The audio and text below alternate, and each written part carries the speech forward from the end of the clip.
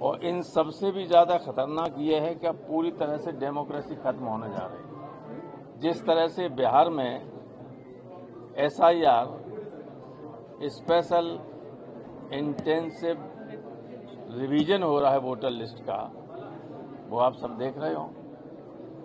भारतीय संविधान के अनुच्छेद 326 में ये है कि जो 18 साल का है, हो गया है और भारत का नागरिक है, उसको वोट रजिस्टर कराने का अधिकार है।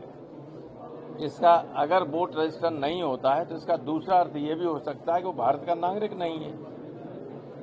तो ये अधिकार इलेक्शन कमीशन को भी नहीं और गवर्नमेंट को भी नहीं।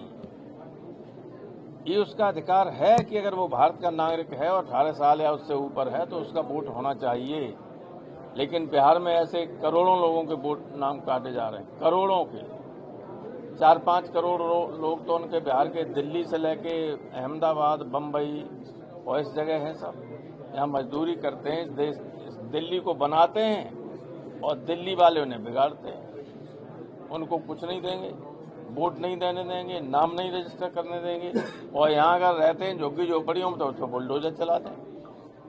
हो रहा है कि नहीं हो रहा?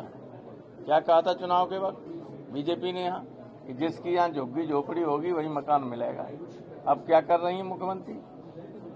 तो ये सारी चीजें हैं जो बहुत गंभीर बातें हैं। इन पे मुझे नहीं लगता कि गवर्नमेंट कोई चर्चा कराएगी। ये हमेशा इस तरह की मीटिंग होती है चुनाव से इसके पहले, सेशन से पहले, और उस पर अमल कभी नहीं होता है। सर, पर इलेक्शन कमीशन कहता आया है कि SIR में आप लैंड रिकॉर्ड भी होंगे, वो भी चलेंगे अगर आपके पास बर्थ सर्टिफिकेट नहीं है। इलेक्शन कमीशन की कोई बात सुनता हूँ, कलेक्टर जो कहता है सो होता है। ये मैं कह के आया हूँ इलेक्शन कमीशन से। आप फॉर्म जो भरते हैं वो जिसको कलेक्टर चाहेगा वो जमा होंगे, वही फीड होंगे, और नहीं चाहेगा तो नहीं होंगे। BLO बनाता रहे। इलेक्शन कमीशन व्यवहार में इलेक्शन कमीशन का जिले पर कोई असर नहीं अब रहा है। अब कोई TN सेशन नहीं है।